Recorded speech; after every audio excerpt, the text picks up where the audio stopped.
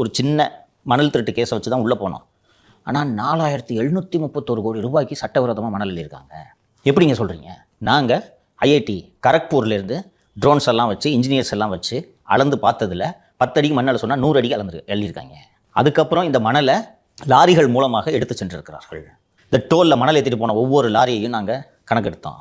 மொத்தம் 3000 லாரி போயிருக்கு. ஒரு லாரியில் 10 டன்னுனா 3000 லாரியில் இத்தனை டன்னு. இந்த காவிரி படுகையிலேருந்து இத்தனை டன் மண்ணு போயிருக்கு. ஆனால் அனுமதி இத்தனை டன்னுக்கு தான் இருக்குது. அப்போ இவ்வளோ எக்ஸஸ். இந்த பணம் எங்கே? இதுதான் மணி லாண்டரிங்க. அப்போ இதில் சம்மந்தப்பட்ட நீர்வளத்துறை அதிகாரிகள், அமைச்சர்கள் ஆகியோர் மீது நீங்கள் நடவடிக்கை எடுங்கள்னு கோர்ட்டு போய் கேட்குறாங்க. இவங்க எடுத்து வைக்கிற வாதம் என்னன்னா, எங்க குஜராத்தில் மண்ணு இல்லையாங்க, யூபியில் மண்ணு இல்லையாங்க அப்படின்றாங்க. கோர்ட்டு ஆமாம் அவங்க கேட்குறது கரெக்டாக இருக்குது. 4730 கோடி ரூபாய் இவங்க மண்ணல்னதை கண்டுக்காமல் விடுங்க. நீங்கள் குஜராத்திலையும் யூபிலையும் கேஸ் ரிஜிஸ்டர் பண்ணிட்டு அப்புறம் வாங்கன்னு கோர்ட் சொல்லுமா? தலைவர் கோர்ட்லாம் சொல்லாது. ஆனால் இந்த 6 மாதத்துக்குள்ளே இன்னும் எத்தனை கோடி அடிக்க போகிறான்னு தெரியல. தெரிஞ்சது இத்தனை கோடி, தெரியாமல் எத்தனை கோடி அவனுக்கு தெரிய போகுது. இன்னும் ஆட்சி முடியறதுக்குள்ளே எத்தனை கோடி சுருட்டி கொண்டு போகிறாங்களோ தெரியல.